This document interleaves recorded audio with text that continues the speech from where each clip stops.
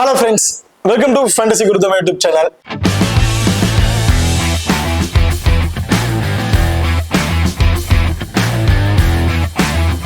நீங்க நம்ம சேனலை சப்ஸ்கிரைப் பண்ணலாமா இருக்கா சப்ஸ்கிரைப் பண்ணிக்கங்க. அப்படியே பக்கத்துல பெல் ஐகான் கிளிக் பண்ணி ஆல் கொடுங்க. நம்ம போற வீடியோக்கள் எல்லாமே உடனுக்குடன் பாருங்க.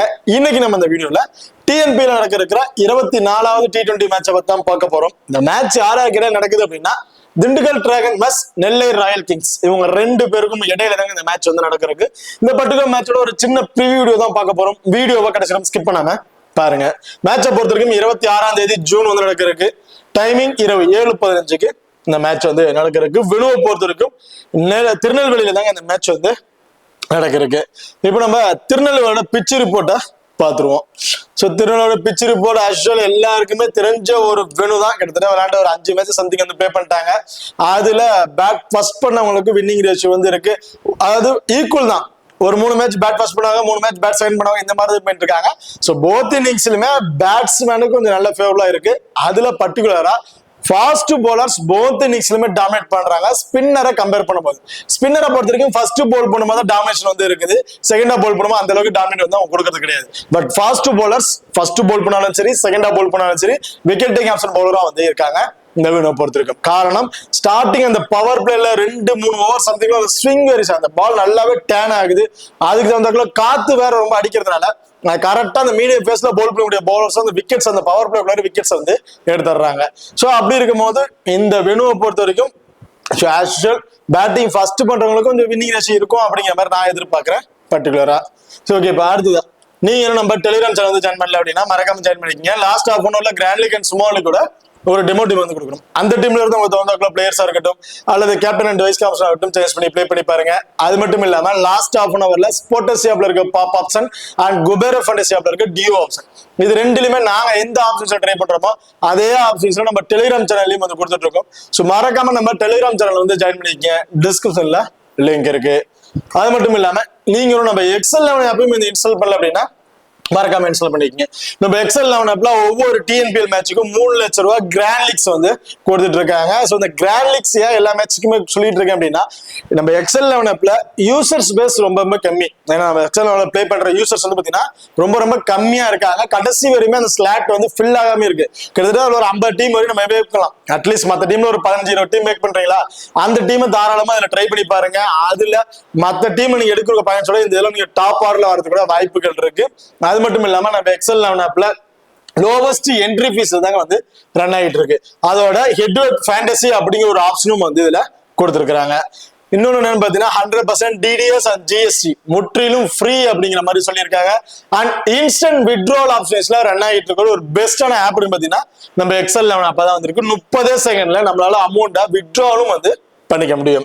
ஸோ மறக்காம நம்ம எக்ஸல் 11 ஆப் இன்ஸ்டால் பண்ணி ட்ரை பண்ணி பாருங்க. டிஸ்கிரிப்ஷன்ல லிங்க் இருக்கு. Invite code FGT. அடுத்த வெனு கார்டு. ஸோ வெனுவை பொறுத்தவரைக்கும் ஆல்ரெடி சொன்ன மாதிரி தான் 2 பேருமே ஈக்குவல் வின்னிங்ஸ் தான் எடுத்துட்டு இருக்காங்க இந்த சீரீஸ்ல. இந்த வெனு நடந்த மேட்சஸ் பூரா ஒரு 3 மேட்ச் பேட் பாஸ் பண்ணாங்க, 3 மேட்ச் பேட் சைன் பண்ணுவாங்க. இந்த மாதிரி தான் வந்து வின் பண்ணிட்டு இருக்காங்க.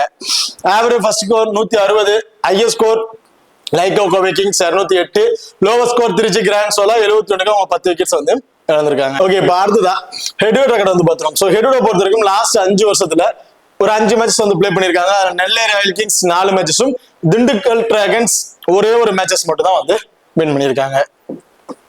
அடுத்த ரீசெண்ட் ரெக்கார்ட் லாஸ்ட் 5 T20ல ஒரு 158ங்கிற மாதிரி ஸ்கோர் வந்து கிடைச்சிருக்கு. 57ங்கிறது டோட்டல் விக்கெட்ஸ். அதுல 39 ஃபாஸ்ட் பவுலர், ஸ்பின்னர் 18. ஸோ எப்படி பார்த்தாலும் ஃபாஸ்ட் பவுலர் டாமினேட்ஸ் தான் அதிகமா வந்திருக்கு ஸ்பின்னரை கம்பேர் பண்ணும்போது. அடுத்த 2 டீமும் கூட ப்ராப்பர் 11 பேர் யார் யாரு அப்படிங்கிறத பார்த்துரும்.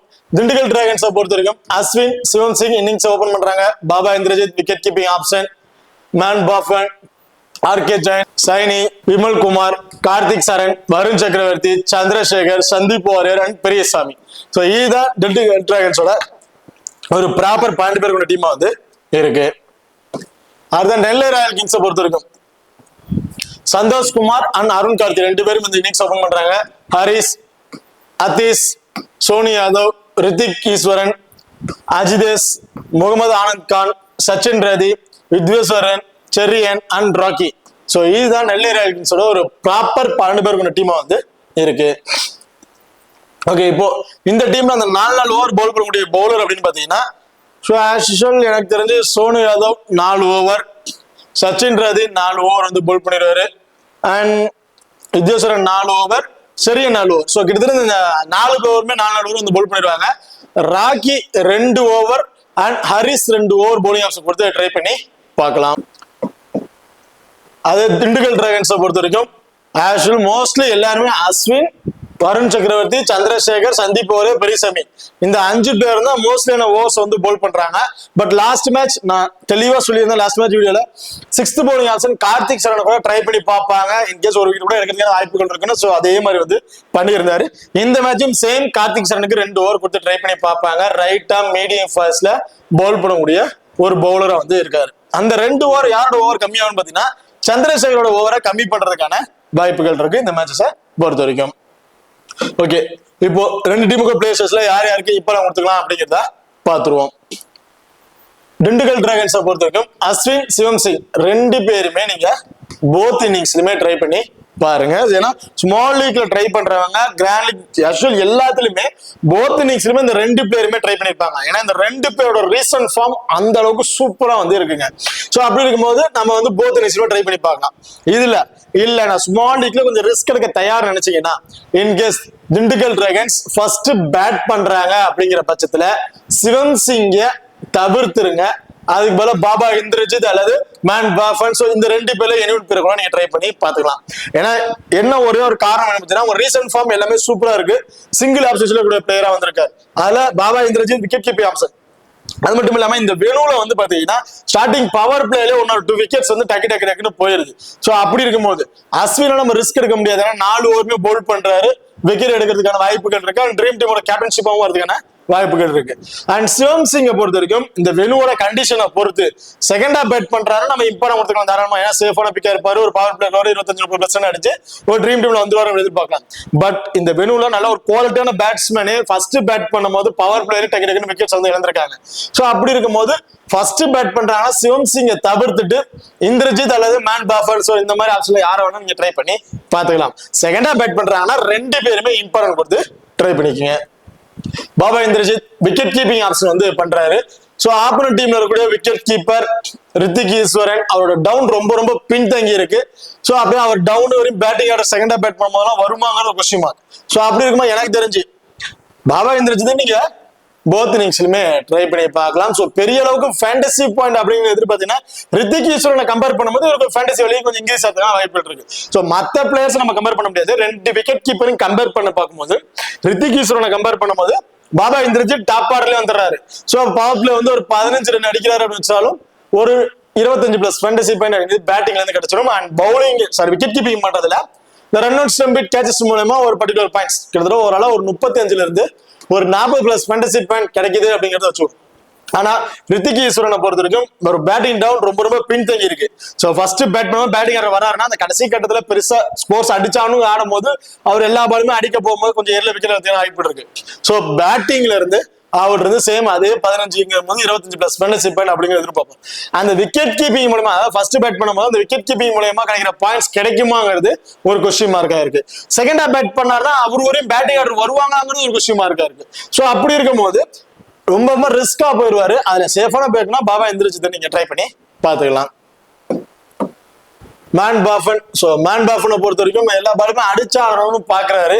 பட் அந்த வெனூர் அந்த கண்டிஷன் பால் டர்ன் கரெக்டா அவரால் கணிக்க முடியலன்னு தான் சொல்லணும். எனக்கு தெரிஞ்சு இந்த மேட்ச் பேட்டிங் ஆட வரதை பொறுத்து ஒரு 15 இருந்து ஒரு 20+ ஸ்கோர் வரையும் அடிப்பாரு அப்படிங்கிற மாதிரி எதிர்பார்க்கிறேன். ஜெயன், சோ ஜெயண்ட் ஒரு லாஸ்ட் மேட்ச் தான் வந்து ஹெல்ப் பண்ணியிருந்தாங்க, ஒரு யங் பிளேயர். சோ என்ன ஒரு காரணம் எல்லாம் விக்கெட் வந்த காரணம் பாத்தீங்கன்னா சோ டாப் ஆர்டர்ல இருக்கவங்களும் ஒரு நல்ல ஸ்கோர்ஸ் கொண்டு போயிருந்தாங்க. அவர் நோக்கியா போடுங்கும் போது அவுட் ஆயிட்டே இருந்தாங்க. ஆனா சேசிங் பண்ற ஸ்கோரும் கொஞ்சம் அதிகமா இருக்கு. வர பவுலர்ஸ் ஓவர்ஸும் கொஞ்சம் கம்மியா இருந்தனால அடிச்சு ஆடணுங்கிற மாதிரி ட்ரை பண்ண கொஞ்சம் விக்கெட்ஸ் வந்து இழந்தாங்க.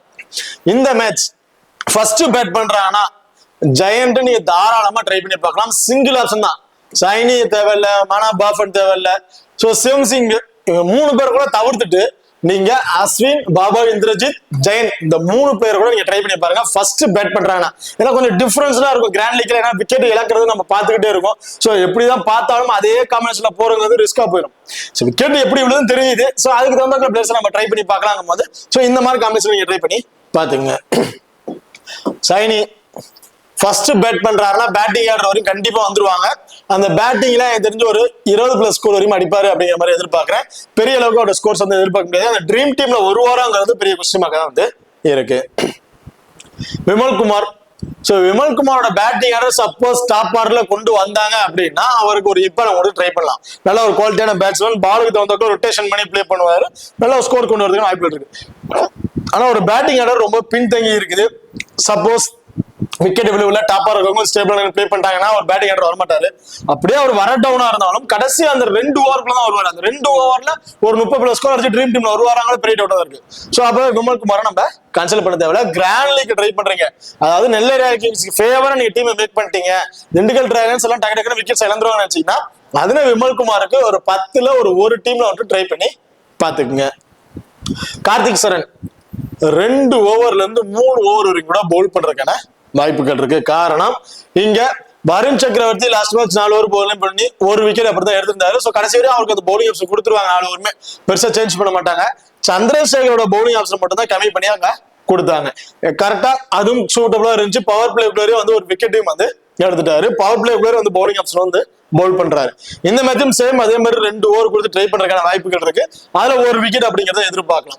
இன்கேஸ் 4 ஓவருமே பவுல் பண்றாரு, இன்கேஸ் சந்திரசேகருக்கு பவுலிங் ஆப்ஷன் கொடுக்காம 4 ஓவருமே கார்த்திக் சரனுக்கு பவுலிங் ஆப்ஷன் கொடுத்துட்டாங்க அப்படிங்கிற பட்சத்துல 2 விக்கெட் அப்படிங்கறத எதிர்பார்க்கலாம். ஃபர்ஸ்ட் பவுல் பண்ணாலும் சரி, செகண்டா பவுல் பண்ணாலும் சரி, டோட்டலி டிஃபரன்ஷியல் பிக்கா வந்து இருப்பார்.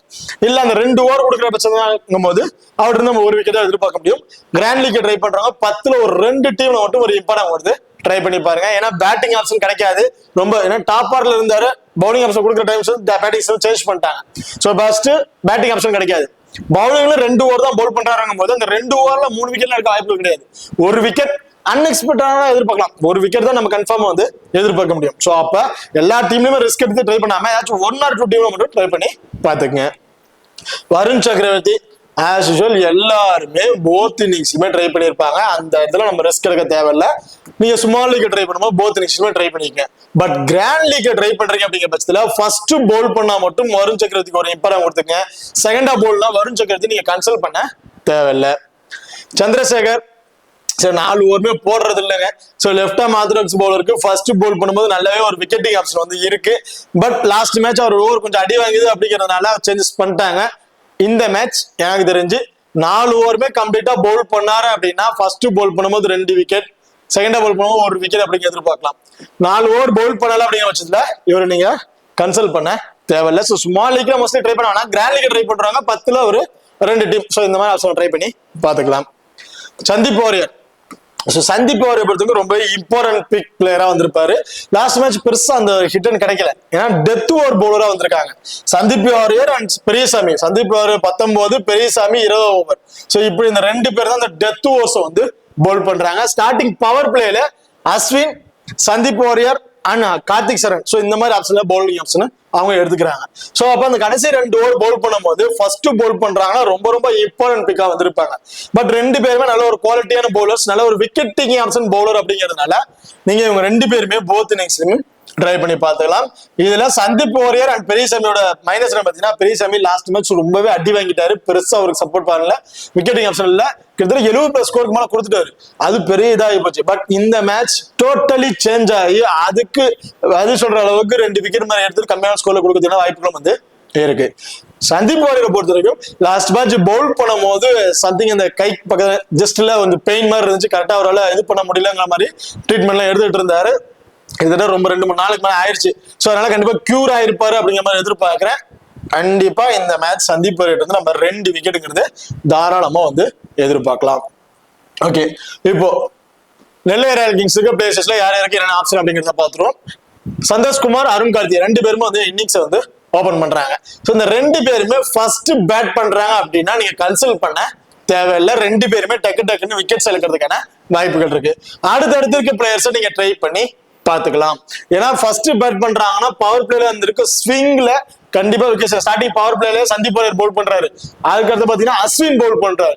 சோ இவங்களுக்கு இருக்க டேன்ல கண்டிப்பா விக்கெட்ஸ் எடுக்கிறதுக்கான வாய்ப்புகள் இருக்கு. சோ அப்படி இருக்கும்போது ஃபர்ஸ்ட் பேட்னா 2 பேருமே ட்ரை பண்ண வேணாம். செகண்டா பேட் பண்றாங்க அப்படின்னா சந்தோஷ்குமார் அல்லது அருண் கார்த்தி 2 பேர்ல எனி ஒன் பிளேயரை நீங்க ட்ரை பண்ணி பாத்துக்கலாம். And Haris left arm orthodox bowler. Last match ஒரு ஓவர் மட்டும் கொடுத்து ட்ரை பண்ணியிருந்தாங்க. பெரிய அளவுக்கு ஓவர்ஸ் வந்து கொடுக்கல. காரணம் சச்சின் ரதி லெப்ட் ஆர்ம் ஆர்த்தடாக்ஸ் பவுலர், அவருக்கு நல்ல விக்கெட்டிங் ஆப்ஷன் இருந்துச்சு. அப்படிங்கிற ஒரே காரணத்தினால மட்டும்தான் ஹரிஸ்க்கு பவுலிங் ஆப்ஷன் கொடுத்திருந்தாங்க. இன்கேஸ் சச்சின் ரதிக்கு அந்த அளவுக்கு பவுலிங் ஆப்ஷன் இல்ல, விக்கெட்டிங் ஆப்ஷன் இல்லைன்னா கண்டிப்பா ஹரிஸ்க்கும் பவுலிங் ஆப்ஷன் வந்து கிடைச்சிருக்காது. இதுல இந்த 5 பவுலர்ஸுமே பவுலிங் ஆப்ஷன் முடிச்சிருப்பாங்க. 6th பவுலிங் ஆப்ஷன் ஹரிஸ் தான் இருக்காரு. இந்த மேட்ச் ஹாரிஸ் ஒரு 2 ஓவரும் ராக்கி ஒரு 2 ஓவர் கூட பவுல் பண்றதுக்கான வாய்ப்புகள் இருக்கு இந்த மேட்ச் தான் பொறுத்த வரைக்கும். சோ அப்படி இருக்கும்போது டாப் ஆர்டர்ல ஒரு டபுள் ஆப்ஷன்ல ஹரிஸ் 1, சோனு யாதவ் 2, ரித்திக் ஈஸ்வரன் 3. சோ ஃபர்ஸ்ட் பேட் பண்றாங்கன்னா ஹரிஸ், சோனு யாதவ், ரித்திக் ஈஸ்வரன் இந்த 3 பேருமே ட்ரை பண்ணி பாருங்க. செகண்டா பேட் பண்றாங்கன்னா அருண் கார்த்தி அண்ட் சந்தோஷ்குமார் 2 பேர்ல இருந்து 71 பேரை நீங்க ட்ரை பண்ணி பாத்துக்கலாம். சோ அருண் கார்த்தி, சந்தோஷ்குமார் விளையாண்ட மேட்சஸ்ல 1 or 2 மேட்ச் பர்ஃபார்மன்ஸ் பண்ணிருக்காரு. அருண் கார்த்தியோட ரீசன்ட் ஃபார்ம் கொஞ்சம் நல்லா தாங்க இருக்கு. பெரிய அளவுக்கு ஸ்கோர்ஸ் கொண்டு போனாலும் ட்ரீம் டீம் வர அளவுக்கு ஸ்கோர்ஸ் வந்து அடிச்சுட்டு தான் இருக்காரு. பட் ஃபர்ஸ்ட்ல அந்த ஸ்விங்ல இருக்க விக்கெட்டிங் ஆப்ஷன் மட்டும் தான் கருத்தில் கொண்டு அவங்க வேணான்னு. ஸோ நீங்க ரிஸ்கா ட்ரை பண்ணாலும் தாராளமா ட்ரை பண்ணி பார்த்துங்க. செகண்ட் பேட்டர் நீங்க நான் பர்டிகுலர் அருண் கார்த்தி கூட ட்ரை பண்ணி பார்ப்பேன். அண்ட் அதீஸ் லாஸ்ட் மேட்ச் வந்து உள்ள கொண்டு வந்திருந்தாங்க. அதீஸ் ஒரு எனக்கு தெரிஞ்சு ஒரு ஸ்லோ டவுனா பிளே பண்ணக்கூடிய ஒரு பேட்ஸ்மேன் தாங்க இருக்கு, வாய்ப்புகள் இருக்கு. பேட்டிங் ஆர்டர் வந்தாருன்னா கண்டிப்பா ஒரு 15ல இருந்து ஆக்சுவலா ஒரு 15ல இருந்து 20க்குள்ள அதான் ஸ்கோர் அடிப்பாரு. அதுக்கு மேலே பெருசா வந்து அவர்கிட்ட எதிர்பார்க்க முடியுமாங்க டவுட்டா தான் இருக்கு. கிராண்ட் லீக் ட்ரை பண்ற மாதிரினா ட்ரை பண்ணிக்க. சிங்கிள் ஆப்ஷன் பிளேயர் தான், ஏன்னா லெஃப்ட் ஹேண்ட் பவுலர்ஸா இருக்கு. சரி, லெஃப்ட் ஹேண்ட் பேட்ஸ்மேன் வர இருக்காரு. டாப் ஓவர்ல கிட்டத்தட்ட ஒரு 3 லெஃப்ட் ஹேண்ட்ஸ் வந்திருக்காங்க. அதுல அஸ்வினோட ஃபேண்டசி வேல்யூ கண்டிப்பா இந்த மேட்ச் இன்க்ரீஸ் ஆகிறதுக்கான வாய்ப்புகள் இருக்கு. சோ அஸ்வின் பவர் பிளேக்குள்ள பவுல் பண்றாரு. சோ அப்படி இருக்கும்போது அத்தீஸ் அந்த 15 ஸ்கோர் மட்டும் தான் அவங்கள்ட்ட நம்ம பெருசா வந்து எதிர்பார்க்க முடியும். சோனு யாதவ் போத் இன்னிங்ஸ்லுமே இம்பார்ட்டன்ட் பிக். ஸ்டார்டிங் பவர் பிளேல பவுல் பண்றாரு அண்ட் டெத் ஓவர் பவுலர்ஸாவும் வந்து இருக்காரு. சோ இந்த டெத் ஓவர் பவுலர்ஸ் மேட்ச்க்கு மேட்ச் சேஞ்சஸ் பண்ணிக்கிட்டே இருக்காங்க. So Yudheeswaran, Sonu Yadav last match death ஓவர்ல பவுல் பண்ணியிருந்தாங்க. அதுக்கு முன்னாடி பாத்தீங்கன்னா செரியன், ராக்கி இவங்க 2 பேரும் டெத் ஓவர்ஸ்ல வந்து பவுல் பண்ணியிருந்தாங்க. சோ இந்த டெத் ஓவர்ஸ் மட்டும் ப்ராப்பரா வந்து இல்ல. சோ சேஞ்சஸ் ஆகிட்டே வந்து இருக்கு. அதுல Sonu Yadav starting power play and death over last match வந்து பவுல் பண்ணியிருந்தாரு. இவர் தான் இந்த மேட்சும் பவுல் பண்றதுக்கான வாய்ப்புகள் இருக்கு. போத் இன்னிங்ஸ்ல இருந்து 2 விக்கெட் அப்படிங்கிறது தாராளமா வந்து எதிர்பார்க்கலாம். அண்ட் பேட்டிங்ல ஒரு 25ல இருந்து ஒரு 40+ ஸ்கோருங்கிறது ஆவரேஜா அவர் அடிப்பாரு அப்படிங்கிற மாதிரி எதிர்பார்க்கிறேன். ஸ்மால் லீக்கோட கேப்டன்ஷிப்பாக நீங்க ட்ரை பண்ணி பாத்துக்கலாம். Rithik Easwaran wicket keeping option. நான் ஆல்ரெடி பாபா இந்திரஜித்துக்கு என்ன சொல்லணும் அதேதான். பாபாஜி இந்திரஜித்தோட பேட்டிங் ஆர்டர் 1 டவுன். இவரோட பேட்டிங் ஆர்டர் கடைசி அந்த பினிஷிங் ரோலுக்கு வரதுனால பெரிய செகண்டா பேட் பண்ணும் போதெல்லாம் பேட்டிங் ஆப்ஷன் கிடைக்குமாங்க ஒரு டவுட். சோ ஃபர்ஸ்ட் பேட் பண்ணும் போது அப்படியே பேட்டிங் ஆர்டர் வந்தாலும் கடைசியில் ஒரு 15-20+ ஸ்கோர் தான் எதிர்பார்க்க முடியும். அந்த ட்ரீம் டீம்ல அது பாபா இந்திரஜித் அளவுக்கு பாயிண்ட்ஸ் கொண்டு போகுமாங்கிற கொஸ்டின் மார்க்கா இருக்குது. ஏன்னா ஃபர்ஸ்ட் பேட்னா வேணா நீங்க சரி வந்து சரி ஈஸ்வரனை வந்து ட்ரை பண்ணி பாத்துங்க. செகண்ட் பேட்னா ஈஸ்வரனுக்கு நீங்க ஒரு இம்பார்ட்டன்ட் கொடுக்கணும் அவசியமே கிடையாது. அஜிதேஷ், அஜிதேஷை பொறுத்த வரைக்கும் நான் பெருசா எதுவும் சொல்ல விரும்பல. 10ல ஒரு 1 or 2 மேட்சஸ் பர்ஃபார்மன்ஸ் இருக்கும், அதாங்க பெருசா வந்து இருக்காது. இந்த மேட்ச் ஃபர்ஸ்ட் பேட் பண்றாங்கன்னா பேட்டிங்ல இருந்து ஒரு 15+ ஸ்கோர் வரையும் அடிப்பாரு அப்படிங்கிற மாதிரி நான் எதிர்பார்க்கிறேன். முகமது ஆனந்த் கான் பவுலிங் ஆப்ஷன் சுத்தமாவே அவர் கொடுக்கறது கிடையாது. அவரும் ஒரு பவுலிங் ஆப்ஷன்ல தான் வந்து இருக்காரு. அவருக்கு பவுலிங் ஆப்ஷன் அவங்க கொடுக்கறது கிடையாது. ஒண்ணு Mohammed Anand Khan batting order first bat பண்ணும் போது டோட்டலி ஒரு டிஃபரன்ஷியல் பிக்கா வந்து இவருக்கு இம்பார்ட்டன்ட் கொடுத்துருங்க. பேட்டிங்ல இருந்து ஒரு 20ல இருந்து ஒரு 25+ ஸ்கோர் குயிக் ஃபயரா ஆடக்கூடிய ஒரு பிளேயரா வந்து இருக்காரு. அதே செகண்டா பேட் பண்றாங்க அப்படின்னா முகமது ஆனந்த் கானை நீங்க கன்சல்ட் பண்ண தேவையில்லை. அதான் சச்சின் ரவி ஃபர்ஸ்ட் பவுல் அப்படின்னா சச்சின் ரவி ரொம்ப ரொம்ப important pick. Left arm orthodox bowler. நான் ஆல்ரெடி சொல்லியிருப்பேன், இந்த ஸ்பின்னருக்கு ஃபர்ஸ்ட் பவுல் பண்ணும்போது இருக்கிற விக்கெட்டிங் ஆப்ஷன் செகண்டா பவுல் பண்ணும்போது சுத்தமாவே வந்து இல்ல. சோ அப்படி இருக்கும்போது சச்சின் ரவி செகண்டா பவுல் பண்ணும்போது நீங்க கேன்சல் பண்ண தேவையில்லை. ஃபர்ஸ்ட் பவுல் பண்றதா இருந்தா மட்டும் அவருக்கு இம்பார்ட்டன்ட் வந்து ட்ரை பண்ணிருக்கீங்க. யுத்தேஸ்வரன் லாஸ்ட் மேட்ச் 4 ஓவருமே பவுல் பண்ணி ஒரு விக்கெட் கூட எடுக்கலாம், மைனஸ்ல போயிட்டாரு அப்படிங்கிற மாதிரி எதிர்பார்க்கணும். சோ இந்த மேட்ச் எந்த அளவுக்கு இருக்கும் அப்படின்னு பாத்தீங்கன்னா, சோ இந்த சீரீஸ்ல மேட்சஸ் பாத்தீங்கன்னா தெரிஞ்சிருக்கும். ஃபர்ஸ்ட் மேட்ச் சொதப்பி இருப்பாங்க. அடுத்த மேட்ச் வந்து பாத்தீங்கன்னா அந்த பவுலர்ஸ் மோஸ்ட்லி யாருமே கன்சிடர் பண்ணிருக்க மாட்டாங்க. ஆனா அடுத்த மேட்ச் அவர் டோட்டலா சேஞ்ச் ஆகி அவர் விக்கெட்டிங் ஆப்ஷன் வேற லெவல்ல இருந்திருக்கும். சோ அப்படி இருக்கும்போது ஸ்மால் லீக்ல ஃபர்ஸ்ட் பவுல் பண்றாங்கன்னா யுத்தேஸ்வரன், செரியன் 2 பேருமே இம்பார்ட்டன்ட் கொடுத்து ட்ரை பண்ணிக்கங்க. செகண்டா பவுல் பண்றாங்கன்னா செரியனுக்கு ஒரு இம்பார்ட்டன்ட் கொடுத்துக்கங்க. யுத்தேஸ்வரனை நீங்க கன்சல்ட் பண்ண தேவையில்ல. Other Rocky leg break bowler 2 அதிகபட்சம் 3 ஓவர் அப்படிங்கிற மாதிரி பவுல் பண்றாரு. ஃபர்ஸ்ட் பவுல் அப்படின்னா ஒரு விக்கெட் வரையும் எடுக்கிறதுக்கான வாய்ப்புகள் இருக்கும். செகண்டா பவுல் பண்றாரு அப்படின்னா நீங்க அவரை கன்சல்ட் பண்ண தேவையில்லை. அப்படியே கன்சல்ட் பண்றீங்கன்னா ஒரு 10ல ஒரு 1 or 2 டீம்ல மட்டும் ட்ரை பண்ணி பார்த்துக்குங்க. ஓகே, இப்போ ரெண்டு டீம் கூட பிளேயர் சைஸ்ல யார் யாருக்கு என்னென்ன ஆப்ஷன் அப்படிங்கறத பார்த்துட்டோம். ஸ்மால் லீக் ட்ரை பண்ணும்போது கேப்டன்ஸ்க்கான ஆப்ஷன் பார்த்தீங்கன்னா ஃபர்ஸ்ட் பவுல் பண்றாங்கன்னா சோனு யாதவ் ஒரு கேப்டன்ஷிப்க்கு சூட்டபிளான பிளேயரா வந்திருப்பாரு. அதே ஃபர்ஸ்ட் திண்டுக்கல் டிராகன்ஸ் பவுல் பண்றாங்க அப்படின்னா அஸ்வினுக்கு ஒரு கேப்டன்ஷிப் கொடுத்து ட்ரை பண்ணிக்கங்க. So Dindigul dragons first Pavul பண்றாருன்னா அஸ்வின் கேப்டன், நெல்லை ராயல் கிங்ஸ் ஃபர்ஸ்ட் பவுல் பண்றாங்கன்னா சோனு யாதவுக்கு ஒரு கேப்டன் ஆப்ஷன் கொடுத்து நீங்க ட்ரை பண்ணி பார்த்துக்கலாம். அதே நெல்லை ராயல் கிங்ஸ் செகண்டா பவுல் பண்றாங்கிற பட்சத்துல சோனு யாதவுக்கு ஒரு வைஸ் கேப்டன் கொடுத்துட்டு அஸ்வினுக்கு ஒரு கேப்டன்ஷிப். ஸோ இந்த மாதிரி தான் அந்த கேப்டன்ஷிப் யார் ஃபர்ஸ்ட் பவுல் பண்ணாலும் அவங்க தகுந்த சேஞ்ச் பண்ணி ட்ரை பண்ணிக்கங்க. அதே திண்டுக்கல் டிராகன்ஸ்ல கிராண்ட் லீக்ல நீங்க ட்ரை பண்றீங்க அப்படிங்கிற பட்சத்துல இந்த மேட்ச் சிவம் சிங் செகண்டா பேட் பண்றாங்க, ரிஸ்க் அவருக்கு ஒரு கேப்டன்ஸ் கொடுத்து ட்ரை பண்ணி பார்க்கலாம். அண்ட் பெரியசாமி அண்ட் சந்தீப் ரெண்டு பேரும் எனிவன் பிளேயர் ரிஸ்க் ஒரு வைஸ் கேப்டன் கொடுத்து ட்ரை பண்ணி பாருங்க ஃபர்ஸ்ட் பவுல் பண்ற மாதிரி இருந்துச்சு அப்படின்னா. அதே நெல்லை ராயல் கிங்ஸ்ல கிராண்ட் லீக்ல ரிஸ்கா ட்ரை பண்ற அப்படிங்கிற பட்சத்துல எனக்கு தெரிஞ்சு டோட்டலி டிஃபரன்ஸ் ஹரிஸா இருப்பாருங்க. First sorry second off bat பண்றாங்க அப்படின்னா ஹரிஸ் கூட நீங்க ஒரு ரிஸ்கா ஒரு கேப்டன்ஸ் கேப்டன் கொடுத்து ட்ரை பண்ணி பார்க்கலாம். அண்ட் செரியன் சச்சின் ரதி இந்த ரெண்டு பேருக்குமே நீங்க கிராண்ட் லீக் ட்ரை பண்ணுவோம் ஒரு கேப்டன்ஸ் கேப்டன் கொடுத்து ட்ரை பண்ணி பாருங்க. ஓகே, இப்போ இந்த வீடியோ உங்களுக்கு பிடிச்சிருக்கு நம்புறேன். ஸோ இந்த வீடியோ பிடிச்சிருந்துச்சு அப்படின்னா மறக்காம லைக் பண்ணுங்க அண்ட் ஷேர் பண்ணுங்க, சப்ஸ்கிரைப் பண்ணுங்க. இந்த வீடியோக்களை பத்தி கருத்துக்கள் இருந்துச்சு அப்படின்னா மறக்காம கமெண்ட் பண்ணுங்க. தேங்க்யூ.